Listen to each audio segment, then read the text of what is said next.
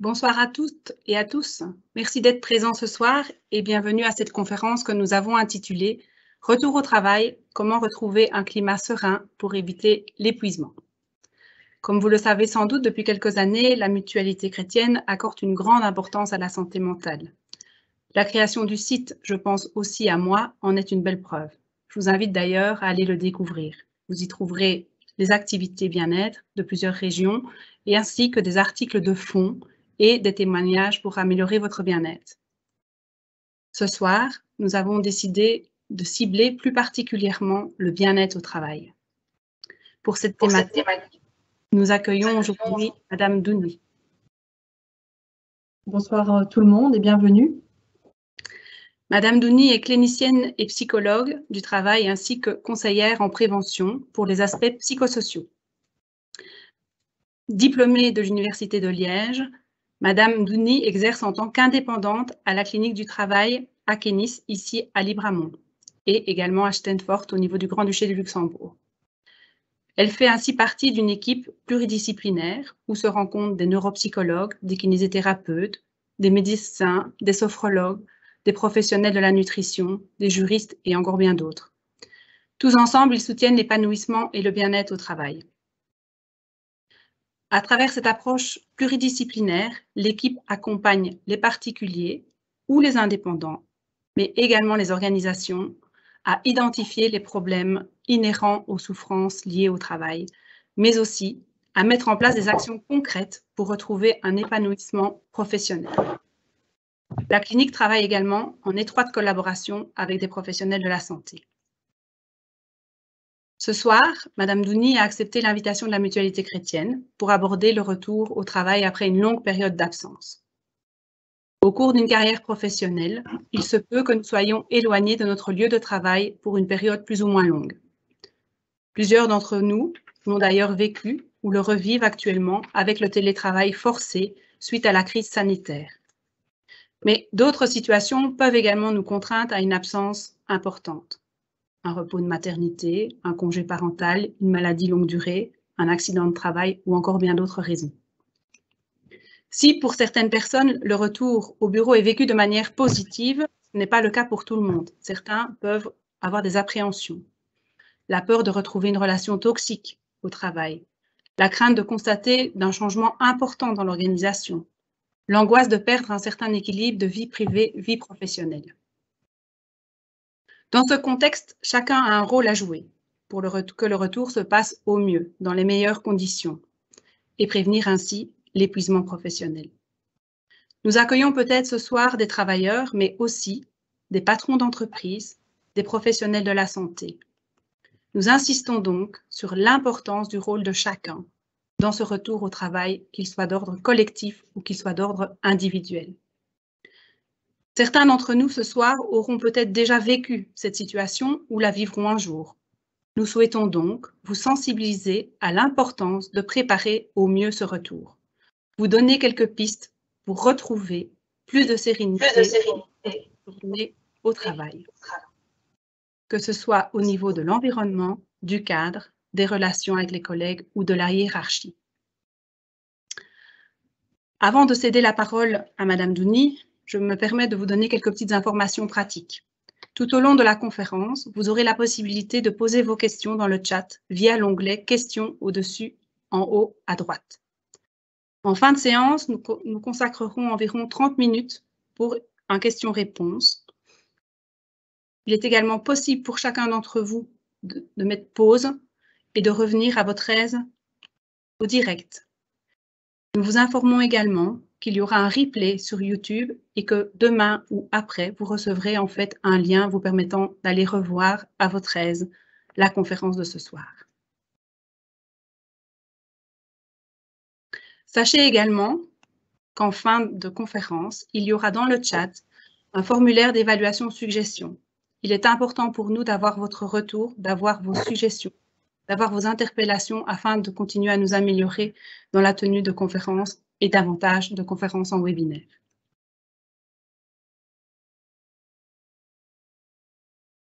Je vous laisse à présent en compagnie de Madame Douni et je vous souhaite une agréable séance.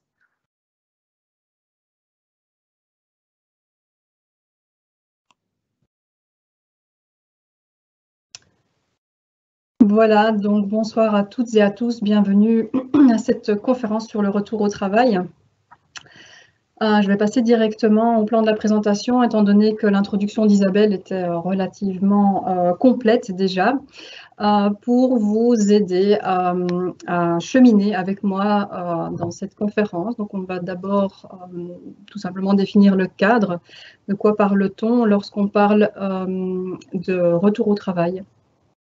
Et de quoi parle-t-on quand on parle d'absence, évidemment, pour ensuite aborder des outils qui se mêleront aussi à des conseils pour les employeurs qui nous regardent ce soir. Et avant de passer à cette session de questions-réponses, il sera aussi important pour moi de vous partager des conseils pour les travailleurs, alors à ce moment-là, pour un retour serein au travail. Alors, pour ce qui est de la définition du cadre, c'est peut-être de compléter ce qu'Isabelle a finalement déjà un petit peu abordé. De quel type d'absence va-t-on parler ce soir ? Évidemment, les absences de longue durée. Il est clair qu'être absent quelques jours du travail, c'est-à-dire 2, 3, 4, une semaine, et revenir au travail ne va pas se passer de la même manière que si ça fait plus d'un mois qu'on n'est pas sur le lieu de travail. Et ça pour différentes raisons. Que ce soit la maladie physique ou psychique, un éventuel accident, soit sur le chemin du travail, sur le lieu de travail, un accident de la vie privée aussi qui nous empêche de travailler, une opération, un congé de maternité parentale ou encore autre congé sabbatique. Évidemment, quand on parle d'absence, alors c'est peut-être pas tout à fait correct de le dire de cette manière-là, mais on tiendra quand même compte également du télétravail qui s'est imposé dans nos vies il y a déjà maintenant presque 2 ans et qui a modifié aussi notre façon de fonctionner au travail. Ici, à côté du télétravail, quand on va parler de retour au travail, j'ai cru bon de quand même spécifier une situation qui est une situation largement rencontrée en consultation et qui concerne les personnes qui sont arrêtées pour épuisement professionnel. Donc évidemment, en fonction de si on est à l'arrêt pour un burn-out ou si on est à l'arrêt pour, par exemple, un congé de maternité, la reprise, en tout cas d'un point de vue psychologique, va peut-être se passer de manière un peu différente. De la même manière qu'on ne vit pas les mêmes choses quand on est en arrêt vraiment et à distance du lieu de travail, ou bien si on est absent du lieu de travail en étant en télétravail. Donc tous ces éléments-là, on va évidemment en tenir compte ce soir.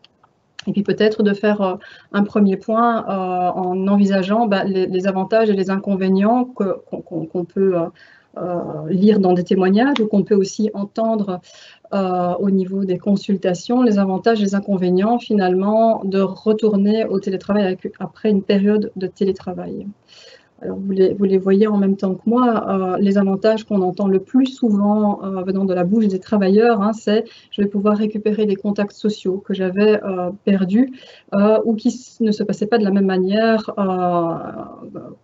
qu'auparavant ou via, comme on le fait ce soir, via une plateforme informatique ou via des écrans. Donc le fait non seulement de pouvoir récupérer des contacts sociaux, mais également de pouvoir participer à de l'informel sur le lieu de travail, c'est un avantage qui est largement cité par les travailleurs. Aussi de pouvoir se permettre une meilleure distinction entre la vie privée et la vie professionnelle. Lorsque je suis à mon domicile en télétravail, il m'est certainement plus difficile de marquer la rupture entre le moment où je termine de travailler et le moment où je suis dans ma vie privée. Et donc ça peut aussi se mettre en lien avec le troisième point qui est un meilleur respect des horaires. Lorsque je suis sur mon lieu de travail, il y a peut-être un contrôle social des collègues ou du chef qui font que, un peu par la force des choses, je vais finalement dépointer aux heures prévues par le règlement de travail. Alors, un des avantages aussi de pouvoir retourner sur le lieu de travail, c'est de se permettre un vrai sas de décompression. Que ce sas de décompression se fasse dans sa voiture ou dans un transport en commun ou à pied ou à vélo. Il y a une dynamique différente, il y a d'autres choses qui se passent et qui nous permettent peut-être plus facilement de fermer la porte du travail. Évidemment, le fait d'être à nouveau sur le lieu de travail avec les collègues, avec le responsable hiérarchique, avec la direction, peut-être aussi voilà, de collaborer avec d'autres personnes, ça permet de se retrouver à nouveau en ne négligeant pas l'aspect lié à l'informel, hein, en plus du formel, et donc qui permet la facilitation de la collaboration aussi bien avec mes collègues proches, ainsi qu'avec des collègues peut-être d'autres équipes. Alors, les personnes qui ont du jour au lendemain dû télétravailler ont pu se rendre compte peut-être de la difficulté de mettre en place un poste de travail qui tienne la route, avec parfois des employeurs qui ont été au taquet et puis d'autres qui ont peut-être laissé un petit peu filer, qui eux-mêmes ont dû s'adapter. Le fait de retrouver une imprimante qui fonctionne correctement, on ne doit pas alimenter toutes les semaines avec de nouvelles cartouches d'encre, par exemple, et puis aussi peut-être d'être aidé plus facilement quand je suis sur mon lieu de travail par un service informatique qui est présent lui également. À côté de ces avantages bien intéressants, on peut aussi entendre dans la bouche des travailleurs les inconvénients. Alors, tout d'abord, ces habitudes qu'on a pu prendre et qui sont quand même assez bien confortables, il faut l'avouer.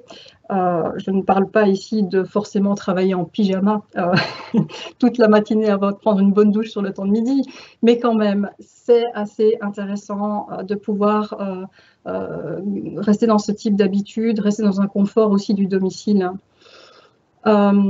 Les changements qui ont eu lieu sur le lieu de travail pendant toute cette période peut aussi faire peur aux travailleurs, des personnes qui relatent qu'elles ne sont pas bien à l'aise avec le fait qu'il y ait aussi des mesures sanitaires à respecter. Alors que quand je suis à la maison, je ne dois pas penser à tout ça, avec cette peur du virus qui reste quand même dans la tête des gens et qui amène de l'anxiété, de l'angoisse. Alors ce virus qui peut se trouver partout, qui peut se trouver dans le bus que je vais devoir prendre, ou dans le train que je dois prendre pour aller travailler, et donc qui amène peut-être un frein au retour au travail. Ce qu'on entend énormément, c'est le retour à des déplacements. Le fait de devoir reprendre mon véhicule, mais parce qu'en fait, je me prends les bouchons tous les matins. Je vais devoir évidemment partir bien plus tôt, me lever plus tôt. Hein, et alors, ce temps perdu des déplacements, ça on l'entend régulièrement. Les personnes qui disent mais je peux faire le même boulot en étant finalement à mon domicile, dans une qualité tout à fait acceptable, voire même plus intéressante que quand je suis au boulot et que je ne suis pas sollicitée par mes collègues. Hein, et donc, cette question de déplacement, pourquoi est-ce que je devrais encore finalement aller jusque-là quand il y a des contraintes que tout le monde connaît? Inévitablement, à partir du moment où on retourne sur le lieu de travail, cela veut dire aussi qu'on est exposé aux risques psychosociaux, comme on les appelle, qui sont inhérents évidemment au lieu de travail, au cadre de travail, à l'organisation du travail, etc. Donc ça veut dire aussi qu'on a des personnes qui étaient peut-être bien contentes ou satisfaites finalement d'être à distance de collègues avec qui ça se passait peut-être un petit peu moins bien, et puis qui vont devoir retrouver la dynamique d'équipe avec finalement des conflits qui potentiellement n'ont pas été réglés dans l'entretemps. Alors, de la même manière qu'on parle d'un retour au travail ici, après une période de télétravail au niveau des inconvénients et des avantages, ce qui se dit aussi par rapport au burn-out, un retour au travail après burn-out, tant qu'il s'agit des craintes, c'est toute une kyrielle de craintes que les travailleurs peuvent avoir et qu'ils expriment en consultation. C'est que les outils acquis, qu'on a peut-être travaillé pendant des semaines ou des mois, ne soient pas suffisants. En tout cas, la peur que quand on va les tester, on ne soit peut-être pas tant à l'aise. La crainte, évidemment, de retomber dans ces travers. Ça, on l'entend aussi très régulièrement. Comment est-ce que je peux m'assurer que ce que j'ai fait avant, je ne vais pas le refaire en arrivant sur le lieu de travail. La crainte de ne tout simplement pas y arriver, de ne plus disposer des compétences et des capacités bien nécessaires, la peur de ne pas disposer du soutien de l'entreprise au retour. C'est bien aussi pour ça qu'on va parler ce soir du retour au travail et des outils qu'on peut proposer pour que les travailleurs n'aient plus cette crainte de ne pas être entendus, de ne pas être accompagnés à leur retour. Quand il s'agit du burn-out, c'est aussi parfois la crainte de ne pas être compris dans la pathologie. étant donné que voilà, le burn-out est devenu un peu par la force des choses un concept fourre-tout qui fait que parfois on se trompe sur ce que c'est vraiment et qu'on ne comprend pas tout à fait alors qu'on ne l'a jamais vécu.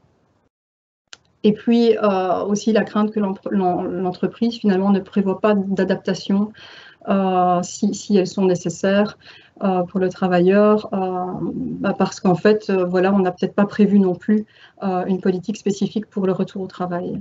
Et donc ces craintes, souvent, elles sont présentes, elles s'estompent évidemment au fur et à mesure que l'accompagnement se fait. Et d'ailleurs, j'ai envie de dire, on ne lâcherait pas une personne qui n'est pas encore prête à retravailler, à reprendre le chemin du travail. Mais tout ça, ça se fait souvent malgré aussi une meilleure connaissance de soi et une meilleure connaissance aussi des facteurs de risque qui ont concouru à l'arrêt. À côté de ça, le retour au travail après un burn-out au niveau des avantages, c'est des personnes en fait qui vont se sentir prêtes à remettre le pied à l'étrier, qui trouveraient ça bien logique effectivement de reprendre et qui se sentent bien avec cette idée. C'est aussi pour certains tout ce qui a été appris pendant l'accompagnement, des personnes qui ont envie d'aller tester leur nouvelle stratégie sur le lieu de travail. Évidemment, retrouver les collègues, l'ambiance du travail. Donc ça, c'est souvent un facteur qui est cité comme un facteur très positif par rapport à la reprise, pour autant que l'ambiance qui prévalait auparavant était une bonne ambiance et que les relations avec les collègues étaient de bonnes relations. Évidemment, un besoin d'utilité, il est vrai que plus le temps passe et plus les personnes relatent qu'elles commencent à tourner en rond aussi à la maison, qu'elles ont besoin alors d'être utiles pour elles-mêmes, mais aussi pour les autres, pour l'entourage privé également. Retrouver des contacts sociaux, ce qu'on retrouve aussi au niveau du télétravail. Et au-delà d'éviter les éventuels désagréments financiers parce qu'on est en arrêt depuis un petit temps et que voilà qu'on est compensé par des indemnités de la mutuelle, c'est récupérer un rythme normal ainsi qu'un statut, mais pas n'importe quel statut, le statut de travailleur. Alors, après cette introduction par rapport à ce qu'on peut observer en consultation, en ce qui concerne le télétravail et le burn-out, je voudrais quand même spécifier une petite chose. C'est vrai que dans la majorité des cas, on va plutôt rencontrer, nous, des travailleurs qui sont en épuisement professionnel, plutôt que des personnes qui vont venir nous interpeller par rapport au télétravail à proprement parler. Donc le télétravail n'est en soi pas vraiment un motif de consultation, mais souvent est un facteur secondaire qui vient rendre les choses plus difficiles éventuellement. Nous allons maintenant passer aux outils pour l'employeur pour prévoir un retour serein au travail. Et là, on peut travailler de manière un petit peu étapée. Dans le cas du télétravail, ce qui va être important dans tous les cas, c'est de prévoir une bonne communication. Donc la communication, ça va vraiment être une des clés. Alors évidemment, les entreprises n'ont pas attendu qu'on intervienne ce soir pour mettre déjà des choses en place. Il y a déjà tout un tas de communications qui ont été prévues, que ce soit par rapport aux changements qui ont eu lieu ou par rapport tout simplement aux consignes sanitaires. Mais il est très clair que le fait de bien communiquer en amont va être important. Alors cette communication, elle peut se faire de différentes manières. On peut évidemment la prévoir par visio, mais également par mail, via l'intranet de l'entreprise. L'idée finalement de créer un moment autour de cette communication est déjà un moment important pour les travailleurs pour être à nouveau en contact dans un contexte particulier qui pourrait aussi motiver les travailleurs à revenir sur le lieu de travail. Alors, en ce qui concerne la garantie du respect des consignes sanitaires, je l'ai dit un petit peu en introduction, c'est vrai qu'encore au jour d'aujourd'hui, l'anxiété est présente chez un certain nombre de travailleurs par rapport au virus, par rapport à la transmission du virus. Et donc, le fait de pouvoir transmettre, de pouvoir informer les travailleurs que des consignes bien claires et bien strictes sont mises en place, peut être rassurant évidemment pour les travailleurs. Donc rappeler voilà, la question des gestes barrières, la distanciation, le port du masque, mais aussi rappeler aux travailleurs le nombre maximum de personnes dans les locaux, peut-être informer les travailleurs du protocole et de la régularité du nettoyage, l'aération des espaces de travail, etc., etc. Alors, le retour au travail, certainement après des moments de crise tels que le confinement et puis le télétravail bien nécessaire, présuppose aussi idéalement un accompagnement des managers, ces personnes qui ont dû s'adapter quand l'équipe n'était plus sur le lieu de travail et qui maintenant doivent s'adapter à nouveau pour revoir l'équipe venir travailler au sein de l'entreprise. Alors pour les entreprises avec une certaine taille où un bureau RH est présent sur le lieu de travail, les ressources humaines pourraient aider les managers, les accompagner dans ce retour au travail de leurs collaborateurs, voir un petit peu, tiens, est-ce que les modèles organisationnels qui prévalaient avant ne doivent pas être modifiés étant donné qu'on a vécu maintenant autre chose et puis qu'on s'est aussi adapté à de nouveaux outils, identifier, tiens, qu'est-ce qu'on garde, qu'est-ce qu'on change. Peut-être aussi faire le point sur l'équipe qui existait physiquement, qui était physiquement présente sur le lieu de travail, et puis qui, avec la force des choses, la distance, l'isolement, va peut-être fonctionner de manière différente. Comment est-ce qu'on peut faire un avant-après qui soit le plus soft possible pour tout le monde. Voilà, et c'est aussi pour l'employeur ou les ressources humaines de pouvoir amener les responsables hiérarchiques à organiser alors des réunions de reprise avec les travailleurs, de pouvoir faire le point, de pouvoir ouvrir un espace de discussion avec les travailleurs, de laisser peut-être la place à l'émotion, au fait que chacun puisse parler de ses craintes, de manière à repartir finalement sur de bonnes bases, j'ai envie de dire, mais aussi où tout le monde pourrait retrouver sa place. À côté de réunions de reprise qui pourraient donc ici être collectives, et se tenir sur le lieu de travail, c'est peut-être d'assurer aussi un suivi par entretien individuel. Il y a peut-être des choses qui ne seront pas dites en collectivité, qu'on préférera garder pour soi, mais qui gagneraient quand même à être exprimées. Donc si on laisse la possibilité aux travailleurs, si le manager laisse la possibilité à son collaborateur de venir déposer ça en entretien individuel, on a probablement gagné quelque chose ici. Alors, par rapport à l'instauration de nouveaux rituels, il est clair que cette crise du Covid, le confinement, nous ont fait perdre certaines habitudes. On le constate sur le lieu de travail, mais certainement dans le privé aussi. On ne se fait plus la bise, par exemple. On ne se serre plus la main. Ou parfois on le fait, puis on se sent un peu coupable de l'avoir fait et on sort son gel hydroalcoolique. Mais c'est peut-être de se dire, tiens, si on a perdu certains rituels, est-ce qu'on ne pourrait pas discuter en équipe d'en instaurer de nouveaux? Comment est-ce qu'on pourrait finalement se dire bonjour le matin? Est-ce qu'on va se faire un check ou est-ce qu'on va faire autre chose? Et peut-être aussi, déjà à ce stade, comme on est quand même contraint à respecter certaines règles, de pouvoir discuter en équipe de comment on va, par exemple, réagir si jamais l'un ou l'autre collègue, finalement, en arrivait à délaisser certaines règles, à ne plus respecter certaines règles, de manière, à anticiper tout conflit éventuel par rapport au fait qu'on revive ensemble et qu'on recollabore ensemble. Alors, c'est aussi idéalement de réengager les équipes dans leur travail et dans l'entreprise.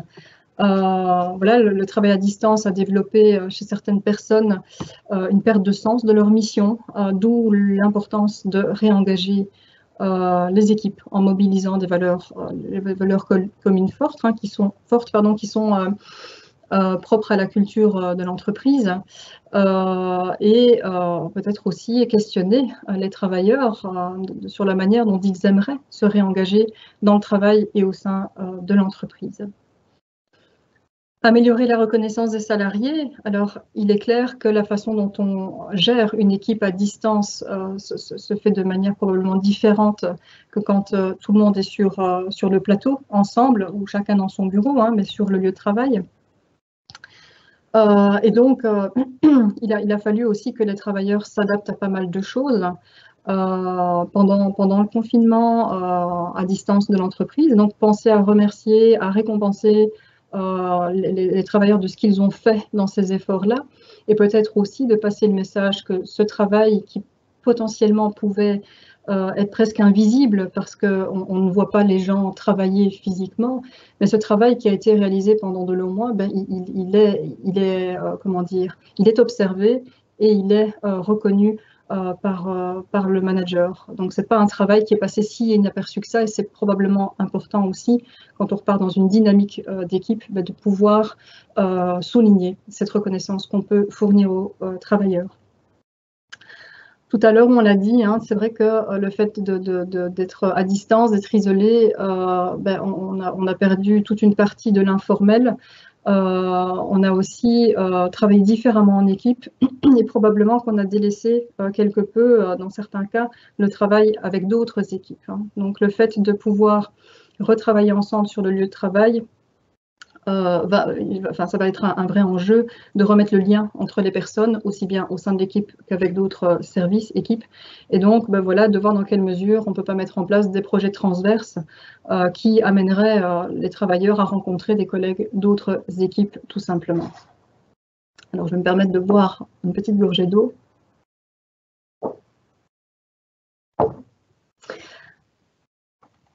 Concernant l'incapacité de travail, et on va voir finalement que dans ce dont je vais vous parler ici, il y a certaines choses qui vont pouvoir aussi s'adapter au télétravail.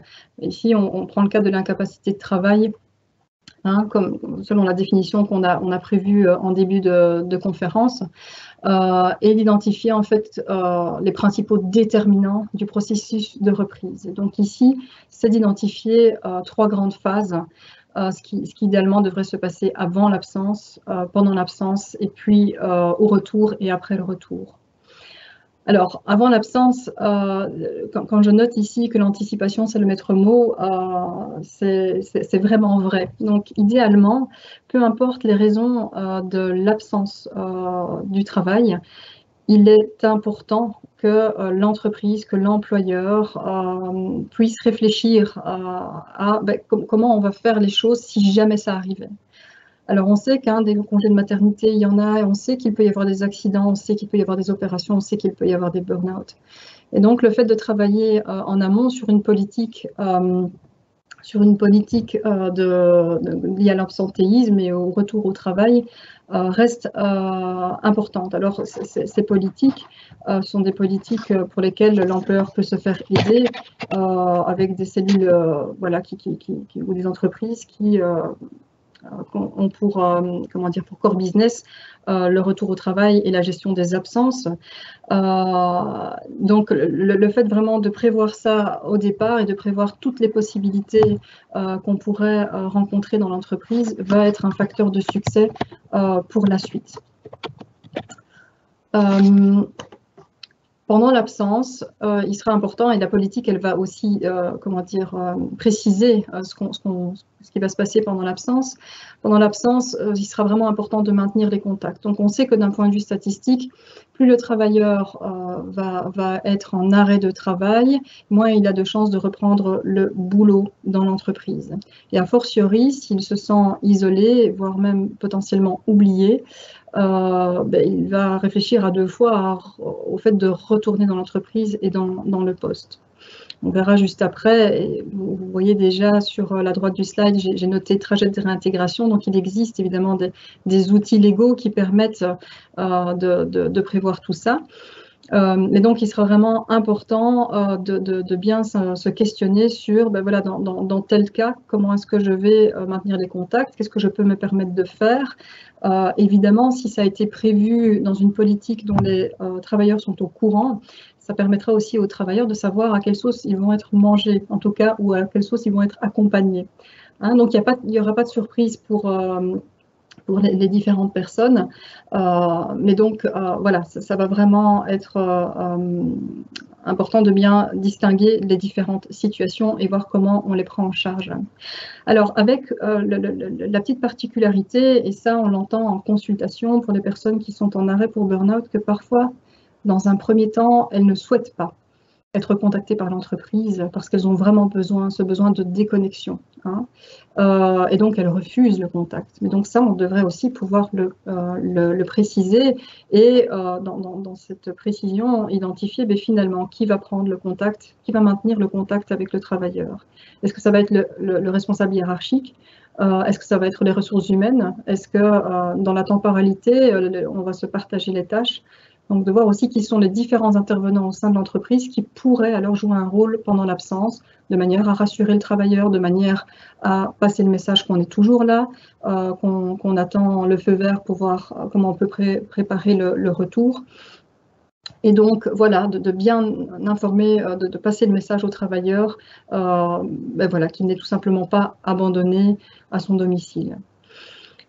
Et puis au niveau du retour et après, c'est à nouveau de bien préciser comment le retour va se faire. Alors avant le retour effectif, qu'est-ce qui pourrait être organisé? Est-ce qu'on va prévoir un rendez-vous, une réunion avec le travailleur qui a été absent afin de faire le point et réunion qui serait évidemment l'occasion de pouvoir faire la lumière en fait sur les conditions de reprise. Est-ce que le poste doit être aménagé? Est-ce qu'on va reprendre à temps plein, à temps partiel? Est-ce qu'on doit prévoir un temps de formation? Est-ce que le manager va devoir se mettre à disposition pendant un petit temps pour accompagner de manière plus opérationnelle la personne qui a été absente? Comment est-ce qu'on va aménager les tâches? Est-ce qu'on va laisser du temps à la prise de connaissance des informations utiles et des changements qui sont intervenus pendant l'absence?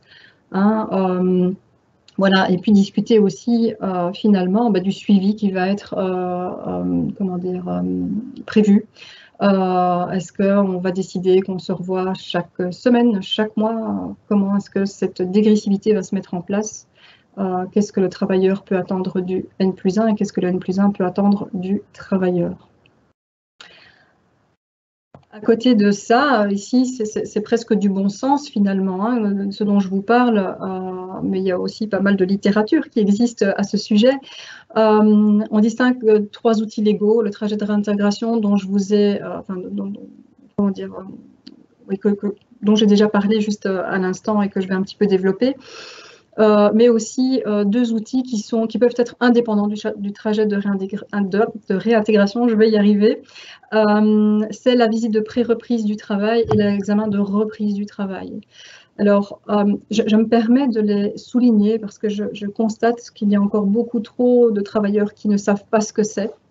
Et donc, les consultations sont aussi l'occasion de pouvoir parler de ces outils-là pour le travailleur.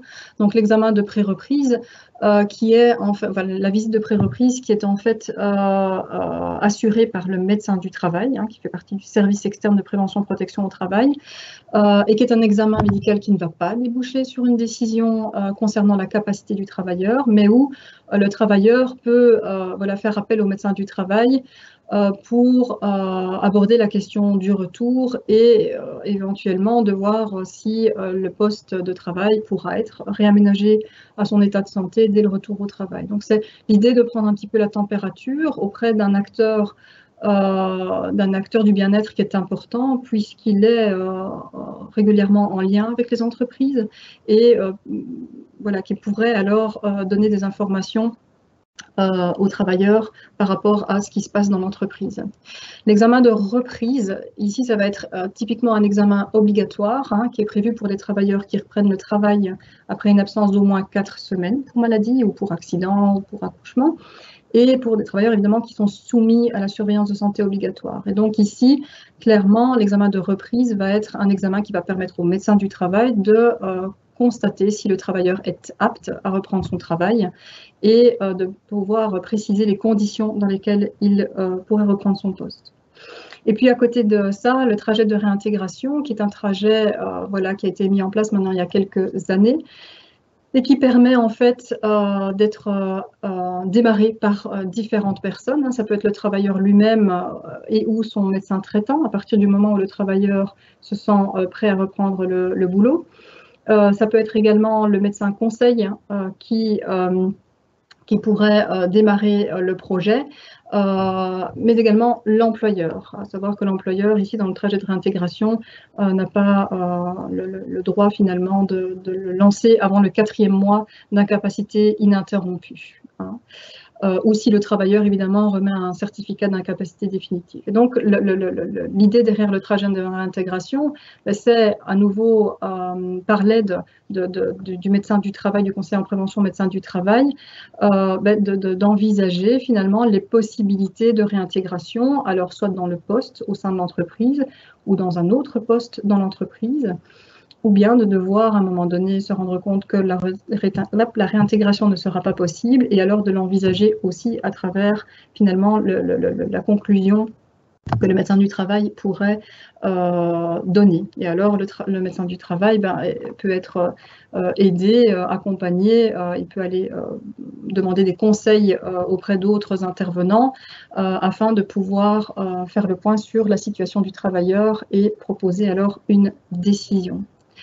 Ce n'est que lorsque ce travail aura été terminé par le médecin du travail que celui-ci fera part du formulaire à l'employeur afin de poursuivre le trajet. Mais donc, ce trajet de réintégration, finalement, peut permettre la réintégration proprement parlée, mais peut aussi permettre, si ça devait être la conclusion du travailleur, de quitter proprement l'employeur par ce qu'on appelle un C4 pour force majeure. Alors, à côté du trajet de réintégration, on a évidemment quelques autres aides pour adapter le travail. Alors évidemment, et ça c'est souvent une question qui se pose à la reprise, c'est l'idée de reprendre à mi-temps thérapeutique. Et pour les travailleurs qui travaillent au Luxembourg, c'est aussi la question du retour progressif, puisque les terminologies ne sont pas les mêmes en Belgique et au Luxembourg. Alors, évidemment, en Belgique, ça va nécessiter l'accord du médecin conseil de pouvoir reprendre partiellement selon un horaire adapté, que ça se fasse de manière temporaire ou définitive. Pour le Luxembourg, c'est tout pareil, c'est la CNS qui va donner l'accord ou pas, mais souvent dans des accords qui ne sont pas définitifs, c'est-à-dire que le retour progressif n'est jamais prévu au-delà d'un certain temps. Hein. Donc, il faut en avoir conscience. Alors, à côté du trajet de réintégration, il y a également un outil qui est assez intéressant et malheureusement assez peu connu aussi. Ça, c'est ce qu'on constate à nouveau en consultation. Mais c'est la réadaptation socio-professionnelle qui présuppose que le travailleur est cheminé et se dise finalement, je ne vais pas retourner dans ce poste, dans cette entreprise et probablement qu'il serait bon que je puisse en fait faire autre chose. Alors ça peut passer par évidemment un trajet de réorientation professionnelle de manière à pouvoir identifier en fonction de mes capacités, mes compétences, mes talents, mon expérience, mes valeurs, ce que je pourrais faire d'autre en termes de métier et de pouvoir alors discuter à nouveau avec le médecin conseil de la mutuelle dans quelle mesure la mutuelle m'accompagnerait dans cette démarche et donc de pouvoir discuter alors avec le médecin conseil dans quelle mesure le travailleur pourrait rester sur le statut d'incapacité de travail en pouvant alors se former, ce qui nécessite évidemment de travailler sur le dossier pour pouvoir faire la proposition, dans certains cas, à l'INAMI. Hein, et donc d'avoir aussi potentiellement cette porte de sortie, donc on n'est pas sur un statut de chercheur d'emploi, on est toujours sur un statut mutuel, mais avec la possibilité de se réadapter socio-professionnellement. Alors, le temps passe, je le vois sur la gauche de mon écran, et il est temps pour moi de passer à la dernière partie avant la session de questions-réponses et de vous proposer quelques conseils pour un retour serein au travail afin d'éviter l'épuisement. Alors, quelques mots évidemment sur les signaux qu'on peut rencontrer quand on parle d'épuisement au travail. Je ne vais pas ici donner une liste exhaustive de tous les signaux qu'on peut trouver. Il est important pour moi d'indiquer que les signaux ils ne se limitent pas évidemment à ce que la tête dit et ce que le corps dit, mais évidemment le corps ressent et la tête pense. Et donc, dans les signaux qu'on va peut-être pouvoir observer et auxquels on devra être attentif, évidemment, quand on va reprendre le travail, c'est tous les éléments liés à des douleurs que je peux avoir au niveau musculaire, au niveau de mon corps en général, les problèmes au niveau gastro-intestinal, par exemple digestif, les maux de tête récurrents que je vais avoir ou les maux de tête qui réapparaissent. Que dire encore alors au niveau cardiovasculaire, ces palpitations que je ne me connaissais pas ou que j'ai connues par le passé et que je redécouvre ou que je réobserve là maintenant. Tous ces signaux-là au niveau du corps qui devraient nous permettre, nous convier finalement à avoir la réflexion sur qu'est-ce qui est en train de se passer ici. Alors, au niveau de ce que dit la tête, c'est aussi tout ce qui est lié au cognitif, de se rendre compte finalement que j'ai du mal à rester concentré. J'ai du mal à retenir des choses. Mes processus de réflexion ne sont plus aussi vifs et rapides qu'auparavant. Au bout d'un certain temps, j'ai vraiment besoin d'une pause, je m'en rends compte parce que je n'y arrive plus. Alors, c'est aussi d'observer quand on est sur le lieu de travail les facteurs individuels, en quoi le comportement de mon collègue a pu changer et qu'est-ce que je peux aller lire dans ce qui se passe au boulot. Qu'est-ce qui va être visible chez lui de l'ordre de il est de plus en plus nerveux ou il ou elle est irritable, qu'est-ce qui est en train de se passer, de constater peut-être des erreurs qui sont faites dans le travail et des erreurs qui se répètent, de parfois observer un collègue qui est confus, qui ne ressemble plus à qui il ou elle était.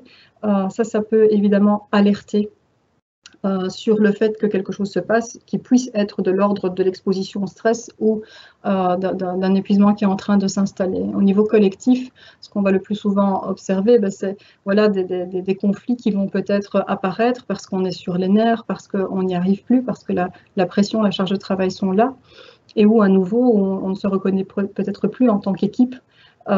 Et qui probablement, au-delà de tout ce qui est dit, ce qui est vu nous fait penser que l'épuisement est à la porte. Alors, au niveau des conseils que je peux formuler ce soir pour les travailleurs, on va distinguer évidemment des conseils avant la reprise, mais également au retour. Alors, avant la reprise, si on est en arrêt pour épuisement et qu'on se fait accompagner, on va certainement travailler la notion de bilan, comprendre ce qui s'est passé, prendre des décisions, être amené à prendre des décisions par rapport à ce qu'on veut encore et ce qu'on ne veut plus. Faire le bilan aussi entre la place parfois bien centrale du travail et la vie privée. Qu'est-ce qu'on va mettre en place, qu'est-ce qu'on aimerait mettre en place pour avoir un meilleur équilibre entre les deux sphères. Évidemment, comment est-ce qu'on peut prévoir un meilleur équilibre également au sein du travail même. Donc, ce bilan, il va être important. Alors, c'est peut-être aussi le bilan quand je suis en télétravail, le bilan des avantages et des inconvénients que j'ai à être en télétravail, et puis de voir quelle ouverture je peux donner par rapport au retour à proprement parler. Alors, ce qui est intéressant aussi avant la reprise, c'est de multiplier les avis indépendamment, évidemment, des contacts qu'on aura pu avoir avec l'entreprise. Et dans les cas où il y a encore des travailleurs qui me disent écoutez, j'ai plus aucune nouvelle, je ne sais pas du tout ce qui se passe dans l'entreprise. Ça me fait d'ailleurs un petit peu peur, finalement, de ne pas pouvoir prendre la température. C'est de prendre la température alors auprès d'autres intervenants et de multiplier les avis aussi par rapport à la capacité de reprendre. Et donc ici, On a le conseiller en prévention, médecin du travail, évidemment, mais son médecin traitant, le médecin conseil qui peut aussi donner un avis, qui peut donner des conseils par rapport à la reprise. Alors, tout psychologue ou autre intervenant auquel on fait appel, et évidemment l'entourage privé. La température, on peut aussi envisager de la prendre à distance si par exemple, si les relations étaient bonnes avec les collègues. Voilà, d'envoyer un petit SMS, un WhatsApp ou de prendre le téléphone tout simplement. Et alors ne pas oublier non plus que les représentants des travailleurs peuvent également se mettre à disposition, peuvent prendre un appel pour, voilà, pour faire un petit peu le point, pour peut-être donner quelques informations. Et donc tout ça dépend évidemment du relationnel qu'on avait avant l'arrêt avec toutes ces personnes. Alors, en dehors de tout trajet de réintégration, évidemment, tout travailleur peut démarrer le trajet, mais indépendamment de ça, moi, je conseille très régulièrement, en fait, aux personnes de solliciter un rendez-vous avec leur employeur, alors que ce soit leur manager direct ou que ce soit les ressources humaines, de pouvoir, tout ce que j'ai conscientisé, tout ce que j'ai appris, qui m'ont permis en fait à un moment donné de faire des choix, de parvenir à des décisions et de mieux identifier ce qui serait bon pour moi à mettre en place quand je reprends le travail, mais c'est de pouvoir l'exprimer lors de ce rendez-vous. Et de voir la réaction que finalement mon manager ou les ressources humaines pourraient avoir, voir ce que eux sont d'accord de mettre en place et de discuter à nouveau de l'accompagnement bien nécessaire après la reprise. Et donc évidemment, cet entretien, on va le préparer, on le prépare parfois en consultation, ou en tout cas, on pose des questions qui vont amener la personne à réfléchir et à revenir parfois avec quelque chose d'assez bien construit. Et donc, être bien au fait de ce qui doit idéalement changer, les adaptations utiles pour moi.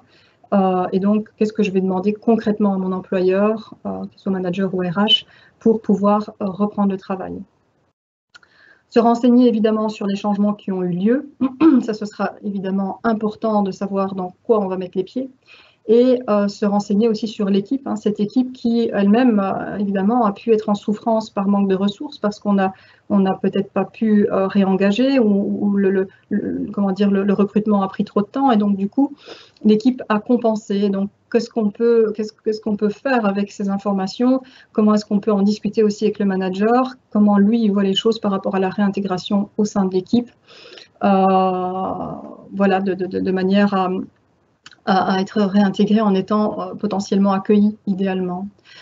Évidemment, prendre des accords clairs avec l'employeur, ça peut se faire lors de l'entretien avant la reprise, concernant le retour, c'est-à-dire les conditions de reprise en tant que temps de travail, comment va se passer le premier jour concrètement quand j'arrive au boulot, qu'est-ce qui va se passer? Est-ce qu'on prend d'abord un petit café, on discute, ou bien est-ce que je vais directement au service informatique pour qu'il update tout un tas de choses, et puis après le premier jour, comment vont se passer les jours suivants? Quel va être le suivi qu'on va prévoir en termes de fréquence, en termes de durée, et à nouveau, peut-être aussi de prévoir, mais qu'est-ce qu'on va dire à l'équipe si je reviens? Est-ce qu'on va leur dire vraiment pourquoi j'ai été absent, si c'était inconnu? Qu'est-ce qu'on va autoriser à transmettre et pas? À la reprise, à proprement parler, alors ici on est dans des conseils vraiment pour vous en tant que travailleur qui reprenez le travail et où on va moins penser aux autres, on va moins penser à son employeur, c'est de se permettre de faire le point régulièrement. De s'autoriser des moments pour soi. Parfois, je propose aux personnes qui viennent en consultation de le mettre à l'agenda, de se dire, voilà, peut-être que vos 8 heures de travail, ça va être 7h45 et le dernier quart d'heure, quand je clôture ma journée de travail, je profite encore de ce moment pour voir un petit peu quelle satisfaction je peux avoir. De ce que j'ai fait aujourd'hui, quels ont été les moments faciles, les moments difficiles, comment est-ce que je peux en tenir compte par la suite. Et ce point, je peux le faire avec moi, évidemment, mais je peux le faire aussi avec mon entourage, avec des personnes ressources, qu'elles se situent au sein de l'entreprise ou en dehors de l'entreprise. De pouvoir aussi accepter l'incertitude. Quand on reprend le travail, on aurait ce souhait finalement que tout soit sous contrôle. Et donc, s'il y a bien une chose qu'on apprend, c'est qu'on n'a jamais le contrôle total sur les choses. Et donc, le fait de se dire, ça va peut-être me demander un petit peu de temps, ça va me demander des adaptations, ça va me demander peut-être de me retrouver face à des situations que je n'arrive pas à gérer. C'est pas grave, j'en tiens compte et on voit après. Hein, d'accepter en fait une certaine forme de lâcher prise quand j'aurai repris le travail. Pouvoir aussi se reposer. Alors quand je dis se reposer, c'est pas piquer un somme de 2 heures sur son bureau évidemment, mais c'est avoir quand même et toujours en tête qu'on ne peut pas travailler de manière durable si on ne prend pas soin de soi. Et le soin de soi passe aussi par le repos. Alors le repos évidemment à la maison, mais également le repos, la pause bien nécessaire au boulot. Comment est-ce que je vais l'utiliser de manière efficace? Comment je peux me détendre en étant quand même au travail? Et évidemment, comment je peux me détendre en dehors du travail, ça va de soi. S'autoriser aussi à verbaliser ses angoisses, ses remises en question, alors à voir si on veut les partager avec d'autres, ou bien si on a besoin de les verbaliser pour soi, mais en tout cas en être conscient et ne pas avoir peur d'en parler si nécessaire. Se dire aussi que le fait de se réacclimater à la vie de bureau, ça peut prendre un peu de temps. Hein. Il faut d'abord se reconnecter à ses collègues, il faut se reconnecter aux tâches, il faut se reconnecter au fonctionnement de l'entreprise, à l'organisation de l'entreprise. De la même manière qu'on a pris parfois du temps à s'adapter comment dire, si on parle du télétravail, au télétravail, quand on retourne au bureau, il faut pouvoir aussi conscientiser que ça peut prendre un petit peu de temps et qu'il ne faut pas vouloir toujours aller trop vite. Évidemment, valoriser la communication, on en a parfois manqué en étant à l'arrêt, en étant à distance, pouvoir communiquer, demander plus de feedback peut être très utile lorsque la reprise a pris son cours. Enfin, et on terminera sur ce dernier slide, quelques outils utiles. Alors, je vais aller finalement assez vite parce qu'il ne reste plus de temps. Puisque ça fait 1 heure que je parle là maintenant, mais voilà, c'est quelques outils qui me semblent assez intéressants. Le fait dans le bilan qu'on peut faire sur le travail, c'est d'identifier ce qui nous prend de l'énergie, ce qui nous en donne en fait, hein, et de pouvoir vraiment tabler sur des tâches qui nous ressourcent. Et certainement ne pas les déléguer ces tâches-là, parce qu'elles nous permettent un équilibre. Hein. Et peut-être à des moments où c'est plus difficile et où j'ai l'impression que je suis en train de m'épuiser dans certaines tâches, de faire un stop et de revenir à ces tâches ressourçantes, alors voilà, qui peuvent m'aider au quotidien. Le fait d'observer son rythme personnel, c'est peut-être de prendre la distance, la hauteur nécessaire par rapport à un travail dans lequel on est parfois trop la tête sur le guidon.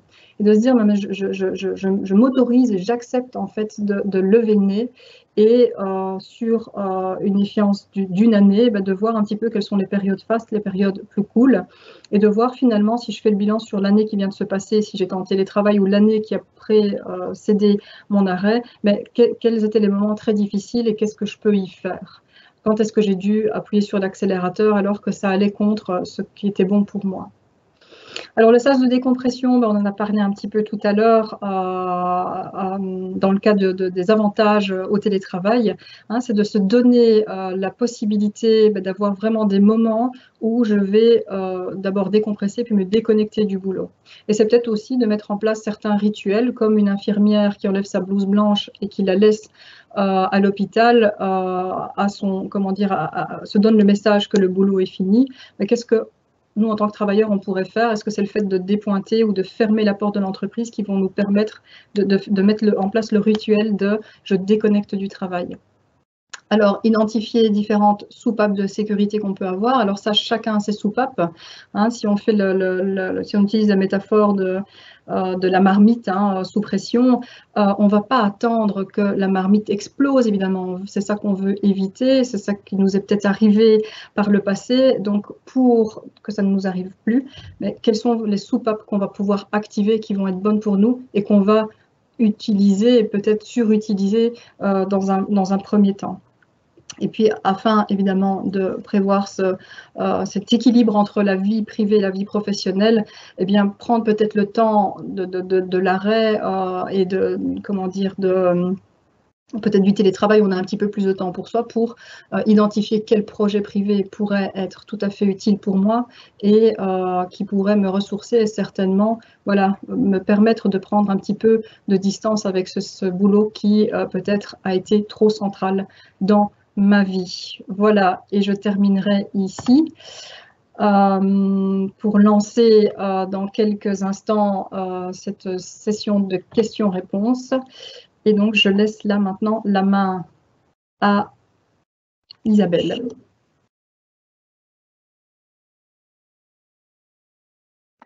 Merci. Claire. Ça paraît facile. J'ai un petit écho, donc je suis désolée, là, de notre côté. Voilà, donc un grand merci. Maintenant, si on regarde dans les questions-réponses, en fait, on peut peut-être parcourir un petit peu. Donc Isabelle, je vais te lire les questions qui sont dans le chat et je te laisserai le temps d'y répondre. Quelqu'un nous dit « J'ai des angoisses et j'ai peur de reprendre après un burn-out. Je culpabilise d'avoir trébuché et laissé mes collègues au front. » Elle nous dit qu'elle est secrétaire médicale en maison médicale. Comment reprendre sa place sans se sentir dépassée? Oui, alors ça c'est une grande question. Je suis bien embêtée parce que d'abord la question elle est importante, elle est aussi très légitime. Et donc, du coup, quand j'entends cette question de cette personne, je me demande si cette personne est aidée par ailleurs. Évidemment, le sentiment de culpabilité lorsqu'on fait un burn-out, c'est souvent une des émotions, si on peut dire ça comme ça, qui est très présente et sur lequel sentiment il convient souvent de travailler pendant un certain temps. Hein. On parle ici du fait d'abord d'avoir craqué, alors qu'on n'aurait peut-être pas pensé ça de soi, l'abandon de son poste, l'abandon de l'équipe, évidemment, je peux comprendre que ça nourrisse ce sentiment de culpabilité. Et donc, quand cette personne parle aussi d'angoisse par rapport à la reprise, je me pose la question si c'est bien le moment déjà de reprendre. Donc, n'ayant pas d'autres éléments, j'aurais tendance à dire d'abord de bien vérifier si cette personne a reçu une aide adéquate pour être accompagnée par rapport à la compréhension de ce qui s'est passé dans l'entreprise, hein, de la compréhension de qu'est-ce qui a fait que j'en suis arrivée finalement à craquer, parce qu'ici, évidemment, les émotions dont elle parle fait penser qu'elle pourrait se sentir coupable d'avoir craqué toute seule, alors que on est bien d'accord que quand on parle de burn-out, on ne peut pas ne pas mettre de côté toute cette analyse au niveau du lieu de travail, au niveau de l'environnement de travail, de tous ces risques psychosociaux auxquels on est inévitablement exposé au boulot et qui ont coloré la situation au point qu'à un moment donné, je prends parfois cette métaphore de la mayonnaise, parce qu'on ne la réussit pas toujours, on la réussira d'autant moins si on n'a pas les bons ingrédients ou si on omet par exemple de mettre, je ne sais pas moi, les œufs ou l'huile. Hein. Et donc, pour faire une bonne mayonnaise, il faut tous les ingrédients. Le burn-out, c'est un petit peu ça aussi. On a eu tous les ingrédients qui ont fait qu'on en est arrivé à ça. Et donc, il ne faut pas négliger cette phase d'analyse de ce qui s'est passé sur le travail, indépendamment de mes propres fonctionnements, indépendamment de qui je suis en tant que travailleur, qui a aussi une incidence, mais pas seulement. Donc, j'aurais envie de dire à cette personne, si vous n'êtes pas accompagné, ce serait peut-être bien à prévoir, de manière à aussi pouvoir obtenir un feedback de là où les personnes qui pourraient vous accompagner quant au fait que vous soyez en capacité de reprendre. Hein, et à partir, être angoissé ou avoir de l'anxiété par rapport à une reprise quand on a été en arrêt pendant longtemps, c'est tout à fait normal, évidemment. Hein, mais donc, de voir un petit peu comment est-ce que je peux reprendre contrôle là-dessus, sachant que je n'aurai pas un contrôle total à nouveau, mais voilà, de me dire, dans les premiers temps, je vais peut-être devoir vivre avec cette anxiété, ce qui est tout à fait normal, je le répète. Je ne sais pas je suis consciente que je ne réponds pas tout à fait à tous les éléments de la question, mais voilà, je vais peut-être... La personne dit qu'elle est bien suivie, effectivement. D'accord, ok. Ça rend encore plus difficile ma réponse, du coup. Voilà, l'hypothèse que je formule ici, c'est voilà, est-ce que vous êtes prête à reprendre le travail, en fait? Est-ce que c'est pas un petit peu trop anticipé? Est-ce que vous êtes arrivé à un niveau de compréhension de la situation suffisante pour pouvoir vous projeter réellement dans le retour? Et alors, le retour, si vous êtes accompagné, voilà, c'est certainement quelque chose que vous pouvez aussi discuter avec cette personne qui vous accompagne, de vous aider à, voilà, à vous projeter en ayant bien identifié ce qui est encore possible pour vous et ce qui ne l'est plus. Voilà. Okay. À savoir que la question est arrivée en début de conférence également, donc la personne a peut-être également reçu des éléments de réponse tout au long de ton intervention. En tout cas, je le souhaite. En tout cas, un grand merci d'avoir déposé votre question. La seconde question, il n'est pas simple de demander de l'aide. Attends, parce que là, je pense qu'on m'a mis un élément de réponse. Excusez-moi, c'est le direct. Mes collègues sont en stummeling derrière. Alors, en fait, une autre personne nous dit « J'ai changé de travail en plein confinement et je n'ai connu jusqu'à présent que le télétravail. Ce qui veut dire que je n'ai jamais eu aucun contact informel avec mes collègues et la personne se sent angoissée justement à l'idée de devoir retourner au travail une fois par semaine et à ce moment-là d'avoir un petit retard par rapport à ses autres collègues qui, eux, se connaissent déjà. Comment gérer une telle situation ? Alors, bonne question. J'aurais tendance à dire, évidemment, ce que vous avez vécu là est assez inédit. On n'aurait pas pensé se retrouver dans ce type de situation il y a 2 ans, en fait. Et donc, en effet, il y a des personnes qui ont changé de boulot, qui ont trouvé un boulot alors qu'on était en plein confinement. C'était prévu comme ça et donc on l'a mis en place. Et donc, non seulement on n'a pas rencontré les collègues, pardon, mais on a peut-être même encore presque jamais mis les pieds dans l'entreprise. Donc, il y a un double stress ici. Et en même temps, bon, il y a eu des contacts peut-être plus formels, que ce soit par mail, par visio. Donc, ce n'est pas comme si vous ne connaissiez pas forcément ces personnes. Hein. Mais évidemment, la dynamique, elle va être très différente à partir du moment où on va être tous sur le lieu de travail. J'aurais tendance à dire, dans ce cas-ci, est-ce que ce ne serait pas un peu une situation assez similaire au fait de commencer tout simplement dans un job, avec parfois le même stress aussi qu'on peut avoir de commencer dans une nouvelle entreprise, dans une nouvelle fonction, où on doit apprendre tout un tas de choses et notamment faire connaissance avec les collègues.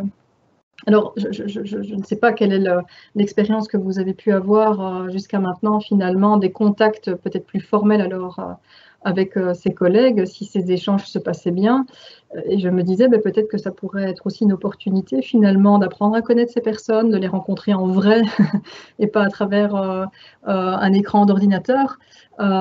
Et donc, de potentiellement alors diminuer vos craintes, vos peurs, votre stress par rapport au fait que vous allez les rencontrer pour du vrai. Hein, ça peut être vraiment quelque chose de positif à côté du stress que vous ressentez. Ok. Merci Isabelle. N'ayez pas peur de poser vos questions, il nous reste encore un petit peu de temps. Ceci dit, nous avons quelqu'un qui dépose « Il n'est pas simple de demander de l'aide quand on pense en avoir besoin, car c'est faire peur de faiblesse. Et dans le monde professionnel de nos jours, les employeurs recherchent des battants, même s'ils mettent à disposition des services psychosociaux. »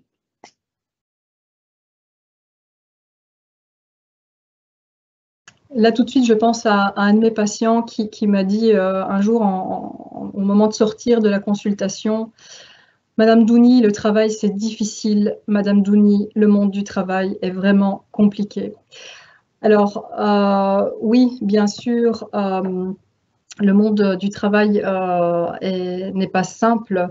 Et donc, là, je suis partie sur autre chose. J'aurais besoin, Isabelle, que tu me répètes les éléments de question parce que… Oui, en fait, ce n'était pas vraiment une question, c'est quelqu'un qui déposait en disant comme quoi il était évidemment difficile de demander de l'aide. Ah oui, de l'aide, voilà, c'est ça. Garder le cap, quoi, en fait. Oui, oui, donc la notion de force et faiblesse, excusez-moi hein, pour ce petit décrochage de fin de soirée. Alors, Bien sûr qu'il existe tout un tas de structures au sein des entreprises, que ce soit vraiment en interne ou en externe. Je voudrais quand même ici spécifier le rôle de la personne de confiance, parce que c'est vrai qu'on a parlé de certains intervenants ce soir et pas de la personne de confiance, parce que ça se justifiait peut-être un petit peu moins. Alors, il est clair que, pour autant qu'elle existe au sein de l'entreprise, c'est souvent une personne quand même à laquelle on peut faire appel pour, de manière confidentielle aussi, chercher une forme d'aide. Et sans que ce soit transmis à l'employeur, sauf évidemment si le travailleur le souhaite, ça c'est clair. Mais donc, il y a peut-être cette piste-là. Alors, j'entends fort bien l'idée de devoir être un battant aux yeux de l'employeur et en même temps, on voit que ce modèle-là amène tout un tas de souffrances. Il y a les choses, les messages contraignants qu'on se donne à soi, et puis il y a aussi ce qu'on reçoit en termes de pression venant de l'employeur.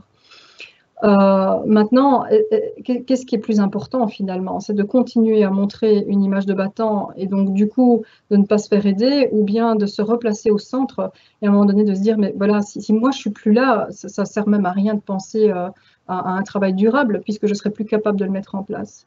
Et donc, évidemment, on peut utiliser les outils de l'employeur tels que la personne de confiance ou éventuellement faire appel aux conseillers en prévention aspects psychosociaux qui se situent au niveau du service externe de prévention et protection au travail qu'on appelle communément la médecine du travail.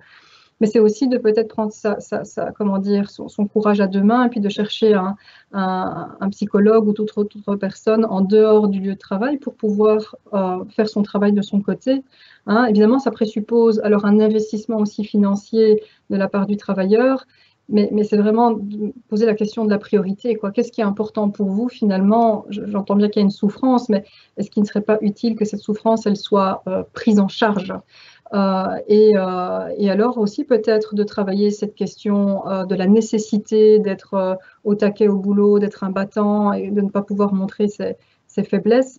Évidemment, la société nous y oblige parfois un peu, mais à nouveau, alors là je vais citer une phrase que j'ai encore lue récemment dans un bouquin de Catherine Vazet et qui clôture en fait ce livre en mettant comment dire qu'il vaut peut-être mieux choisir la vie au lieu de choisir la survie et quand je suis tellement aux prises avec moi-même parce que je veux pas montrer mes faiblesses, est-ce que je suis pas en mode survie?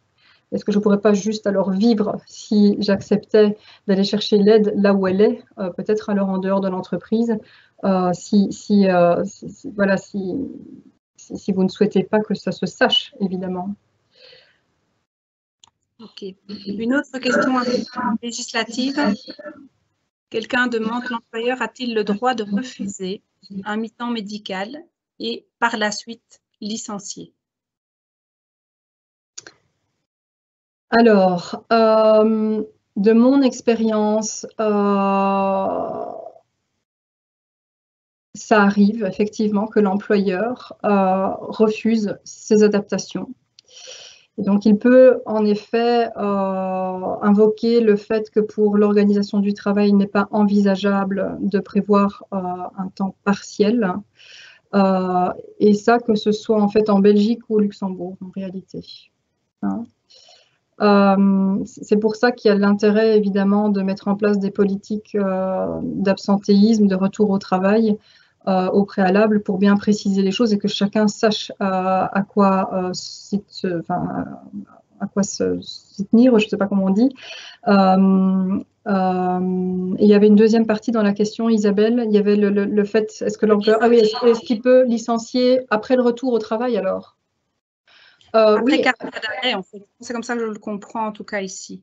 Après combien? Après 4 mois d'arrêt. Ah oui, alors là, peut-être que la personne qui a posé la question fait référence au trajet de réintégration, dans la mesure où l'employeur alors peut démarrer le trajet de réintégration au 4e mois.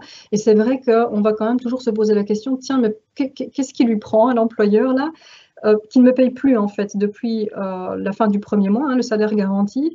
Et donc, qu'est-ce qui motive en fait l'employeur à mettre en place le trajet de réintégration? Alors, est-ce que c'est finalement une manière déguisée d'en arriver à un C4 pour force majeure? ce qui n'est pas du tout, évidemment, alors, si le travailleur veut reprendre le travail dans l'entreprise, ce n'est pas du tout à son avantage, puisqu'on sait que le C4 pour force majeure implique aussi que si la personne a une bonne ancienneté dans l'entreprise, cette ancienneté ne va pas être valorisée au moment de la rupture du contrat.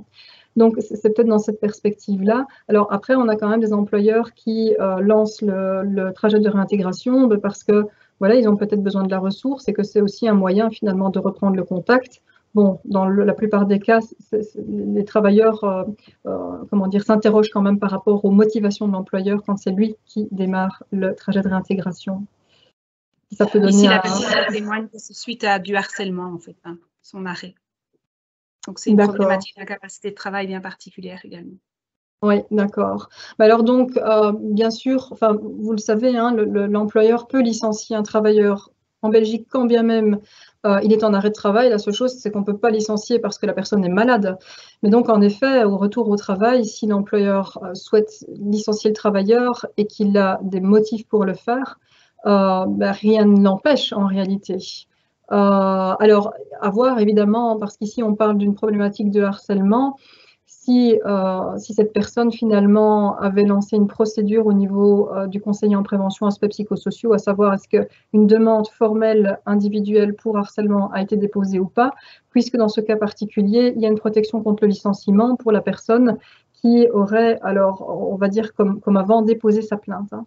Donc ici, n'ayant pas l'information, bon voilà, donc si jamais cette personne avait fait cette démarche et qu'on est encore dans l'année voilà, qui a suivi le dépôt de la plainte, donc il y a probablement encore une protection contre le licenciement. Dans tous les autres cas, l'employeur a le droit, a priori, effectivement, de vous licencier quand vous revenez au travail, malgré une absence qui est peut-être due au travail.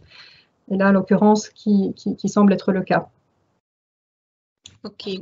Une autre question, Isabelle. Donc, une personne a vécu deux burn-out et il demande qu'est-ce qui est mis à notre disposition, formation ou autre, pour prendre conscience de nos anciens réflexes et d'adapter de nouvelles habitudes pour mieux se respecter et trouver un équilibre. Alors, je ne suis pas bien sûre de tout à fait comprendre cette question dans la mesure où, en fait, il y a probablement tout un tas de propositions qui existent sur le marché. Et donc, ce serait d'identifier de quoi vous avez besoin, si c'est en fait de quelque chose de plus individuel ou quelque chose de plus collectif. Alors, évidemment, il existe hein, des formations qui traitent de différentes thématiques liées au burn-out notamment. Mais j'aurais tendance à dire que si cette personne a déjà fait de burn-out, là, il y a peut-être quelque chose quand même à mettre au travail, mais peut-être de manière individuelle dans un premier temps. Ce qui ne veut pas dire qu'en complément ou en parallèle, il ne peut pas être intéressant, évidemment, alors de participer à des groupes de parole ou bien voilà, de participer à des séances de travail avec d'autres personnes dans le même cas, des sensibilisations, des formations. Je pense que la psychoéducation est hyper importante quand on parle de burn-out et donc voilà, de voir un petit peu dans votre environnement ce qui peut exister. Évidemment, moi, je pourrais parler de ce qui va venir en 2022 au niveau d'Akenis, mais voilà, ne sachant pas dans quelle région cette personne est, voilà, j'aurais envie de l'inviter dans un premier temps à voir ce qui est possible d'un point de vue individuel, d'avancer d'un point de vue individuel, de cheminer, et puis alors d'observer ce qui existe par ailleurs pour être aidé en fonction des difficultés que vous rencontrez. Ok, un complément de questions également. Est-ce qu'il existe quelque chose de spécifique pour les indépendants? Alors, de spécifique à quel niveau? Parce que bon, le gouvernement, évidemment, a voulu donner de l'aide aussi aux indépendants. Bon, ici, c'est plutôt dans le sens de donner un accès peut-être facilité et puis peut-être à moindre frais. Alors, des choses spécifiques, bon, enfin, voilà, au niveau de notre structure, c'est vrai qu'on s'adresse évidemment aux indépendants. Nous le sommes d'ailleurs tous au niveau de la structure. Et donc, il y a bien la volonté que les indépendants puissent aussi aider. Alors, on a une forme d'expertise à ce niveau-là qui peut probablement voilà, être utile pour les indépendants aussi. Maintenant, voilà, donner d'autres, d'être plus spécifique à ce niveau-là, voilà, je ne pourrais pas en dire plus, probablement. Voilà. Peut-être que la question est également pour la reconnaissance mutuelle, peut-être. Est-ce qu'il y a une reconnaissance en maladie pour les indépendants? Je ne sais pas. Est-ce que ça... La question est très vaste, donc on peut l'imaginer en fonction du contenu de ton information. Je dois... je n'ai pas compris. Est-ce que je dois donner un complément de... Un complément, alors... Si la personne décide, elle peut peut-être réintervenir dans le chat et on y reviendra alors peut-être. Sinon, une autre question. Comment retrouver sa place dans une équipe qui change continuellement et qu'il y a une frustration de travail mal fait quand on est perfectionniste? Oui. Donc, c'est retrouver sa place. Oui, donc là, il y a évidemment deux éléments dans cette question. Alors, évidemment, la question, elle est quand même relativement complexe parce que, à nouveau, elle ne dépend pas que d'un paramètre. Ici, si l'équipe est constamment en train de changer, si le turnover est vraiment important, il faut probablement aller questionner derrière ce qui fait qu'à un moment donné, l'équipe est tout le temps en changement. Alors, mon réflexe de conseiller en prévention aspects psychosociaux aurait tendance à proposer de faire une analyse de risque spécifique. Alors, je ne vais pas entrer dans tous les moyens qui existent pour pouvoir la mettre en place, mais il me semble qu'ici, il serait utile de pouvoir aller identifier ce qui se passe dans cette équipe pour que ces changements soient si réguliers. Alors, aller questionner ici l'organisation du travail, le contenu, les 5 catégories, comme on les connaît, les conditions de vie, les conditions de travail et puis les relations de travail. De toute évidence, cet indicateur qu'est le turnover doit en dire long. Alors, par rapport à comment est-ce que je peux retrouver ma place dans cette équipe, j'ai envie de dire, si les choses ne se stabilisent pas, ça va être en constant déséquilibre. Et donc là, on est à nouveau dans quelque chose de l'ordre de l'adaptation, voire de la suradaptation, et comme je le disais tout à l'heure, peut-être de la survie. Donc, la première chose qu'on pourrait faire, c'est aller questionner le responsable en disant « ça va durer encore combien de temps? Qu'est-ce qu'on peut faire collectivement? Comment est-ce qu'on peut se serrer les coudes pour finalement pallier au manque, pallier aux difficultés ?» de pouvoir remettre un peu du ciment dans l'équipe, mais encore faut-il que l'équipe ait envie de rester dans cette constitution-là, quoi. Donc, j'aurais tendance à dire, dans un premier temps, c'est d'aller analyser ce qui s'y passe, de pouvoir faire émerger les facteurs qui font qu'à un moment donné, les personnes fuient l'équipe. Mais je veux dire, tant qu'il n'y a pas un minimum de stabilité, ça va être difficile. Vous allez tout le temps être en train de vous adapter. Maintenant, ça peut aussi vous mener à un moment donné de dire, OK, alors quid de mon investissement finalement dans ce travail-là? Est-ce qu'à un moment donné, je ne gagnerais pas à prendre la distance juste, utile, nécessaire pour à un moment donné me préserver aussi de tous ces changements? Mais ça reste évidemment difficile. Encore une belle cet échange. Donc, quelqu'un nous dit « J'ai repris le travail, je suis manager, mais je ressens après quelques mois des signes avant-coureurs. Comment gérer cela avec un gros temps plein, entre parenthèses, et peut-être le plus intéressant pour toi dans la question, peu de temps pour l'accompagnement et le recul. Que faire ?» En fait, tout le monde vient avec des grosses questions, quoi. Alors, donc, un manager qui a repris le travail, les signaux réapparaissent et je n'ai pas beaucoup de temps pour me faire accompagner. C'est ça, l'enjeu ici. Alors, je suis bien embêtée là, je vais vraiment faire part de mon point de vue à moi. Je pense qu'il faut mettre les bonnes priorités au bon endroit. À partir du moment où, peu de temps après avoir repris le travail, vous réobservez certains signaux qui sont déjà en train de vous alarmer, il est grand temps en fait de faire le time-out et de réfléchir à ce qui est en train de se passer. Alors, c'est peut-être à ce stade, sans forcément consulter directement voilà, un psychologue ou autre, de pouvoir s'autoriser à faire le point fin de journée, de se dire, ou fin de semaine, dire ok, qu'est-ce qui a été bien, qu'est-ce qui n'a pas été bien, quelles mesures je peux éventuellement prendre par rapport à voilà, ce temps plein qui est probablement bien plein. Qu'est-ce que j'avais peut-être décidé de mettre en place au retour que je ne mets plus en place, que j'ai déjà oublié, mis de côté. Comment est-ce que je peux continuer à avoir cet équilibre? Alors moi, ce qui me fait un petit peu peur dans ce que cette personne a noté, c'est que s'il n'y a pas de temps pour être accompagné, j'espère au moins qu'il y a du temps pour décharger, hein, qu'il y a des activités en dehors du travail qui ont été quand même mises en place et maintenues pour justement garder une forme d'équilibre. Et très certainement décharger ce qui se passe au boulot. Hein. Donc, voir un petit peu vers quoi vous voulez aller, quoi. Est-ce que vous allez subir à nouveau une situation qui vous mettrait à l'arrêt, ou bien est-ce que maintenant on réagit en vous recentrant à nouveau. Bien sûr, il y a le travail, mais est-ce qu'à côté de ça, il ne serait pas utile dès à présent, finalement, de se remettre au centre, comme je l'ai déjà dit. Et alors, bon, par rapport à l'accompagnement, il n'est pas toujours nécessaire, évidemment, de consulter, mais il y a des cas qui le nécessitent.